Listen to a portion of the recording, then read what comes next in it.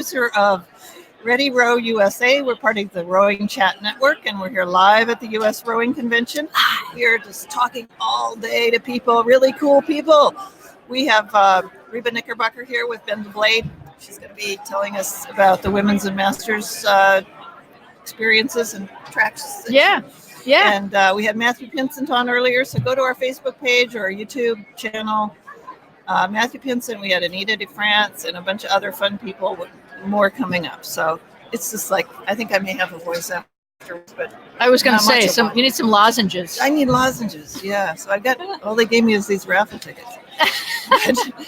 I've been hearing about people, like they're driving up from Maryland or something. I listen to the podcast on the way up. Awesome. I know. That's it's really great. fun. That's terrific. Yeah. We're just trying to connect people, Yeah. good people who authentic, There you go. There you interest go. in rowing and improving and Right. bringing the community. So Right. that's why we're talking to you in part, and Great. because you're one of my role models in rowing. Oh God, the pressure. I know.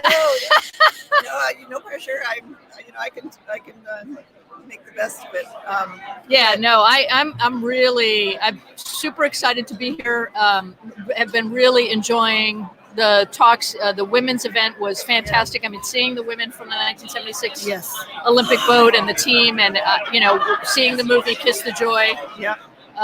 For those of you out there who have not yet seen this movie, I would see it. really strongly recommend that you see it. It's fantastic, really well done, and history about a national team women's rower that we might not know about. It is one of the more poignant and powerful documentaries that I've seen of any topic. Yeah. It's pretty well done. But So what have you been doing today? And what are you going to be doing today? Excuse me. So today, let's see. I gave a talk just now at about skill acquisition and intentional team building. Wow. And it's really just about how you can organizationally develop people to feel more successful. So how an organization does that.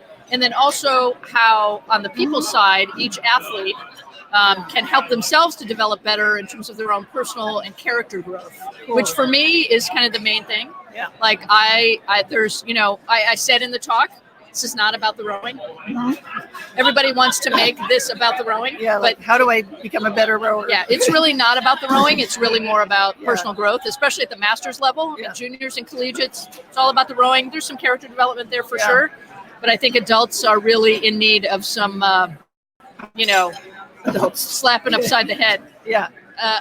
In terms of character sometimes. Yeah, we need to be like, I try and tell myself to be like, I'm a beginner every time I go out. I'm going to learn something new. Right. And then, not just like I'm hot, like I'm just going to go whack the water.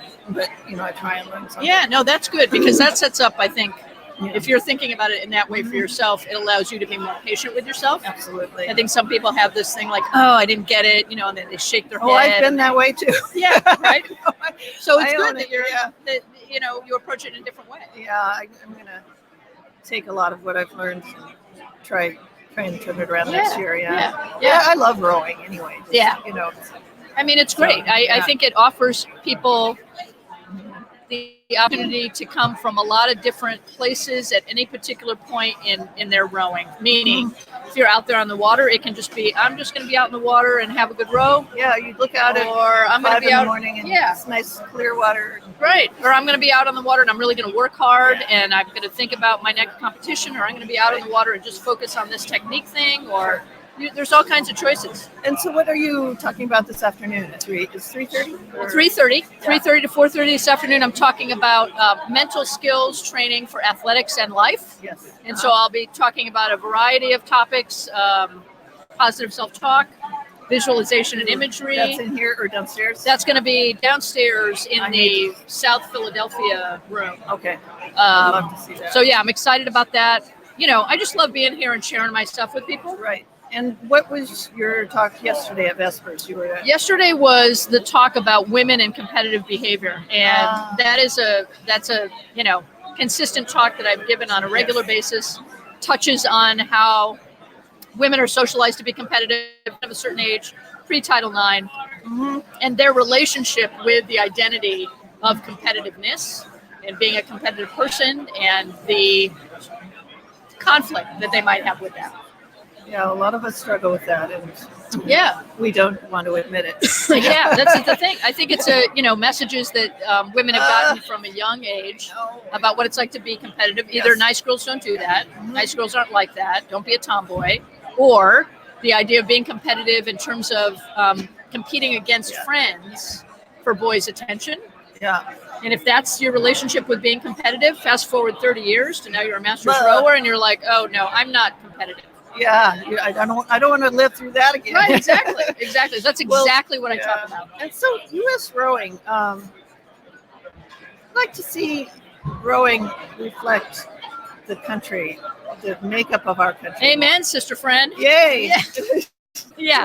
How do we do that? I think we would all like to see U.S. rowing represent a little bit more of the United States. And what does that mean? That means maybe, if you're at a convention like this, maybe it means not so much barrier and stratification between all these different talks. Yes. Certainly, the women in competitive behavior talk could have been attended by men. Absolutely. There are men coaching masters women who need to know that this happens. More men than It'd be good for junior women and collegiate women to hear that talk. Yes. Yeah, you're right. So the fact that it's kind of everything is separated out, everything you have to pay a little, like I got to pay for this track or I got to pay for that track.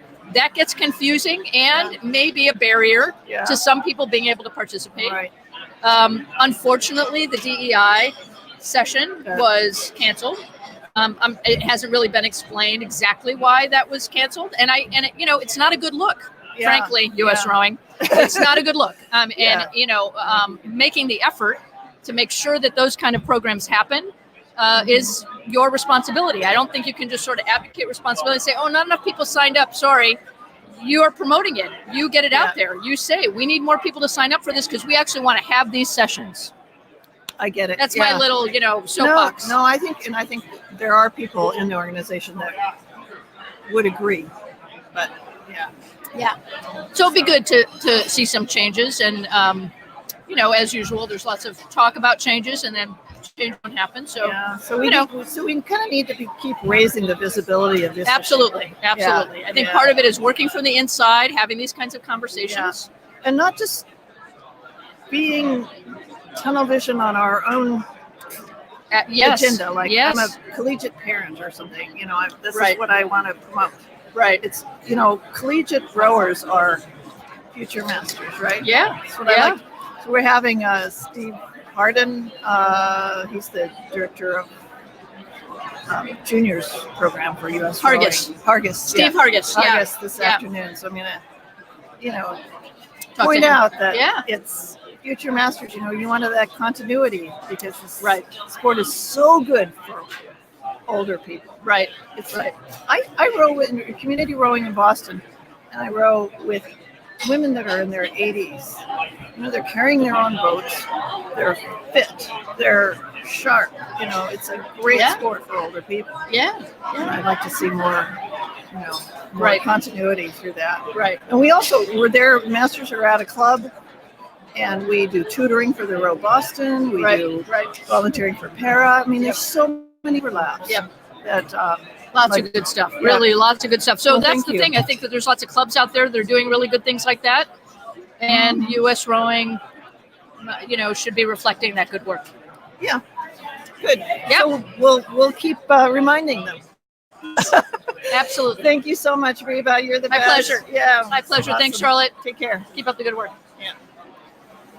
So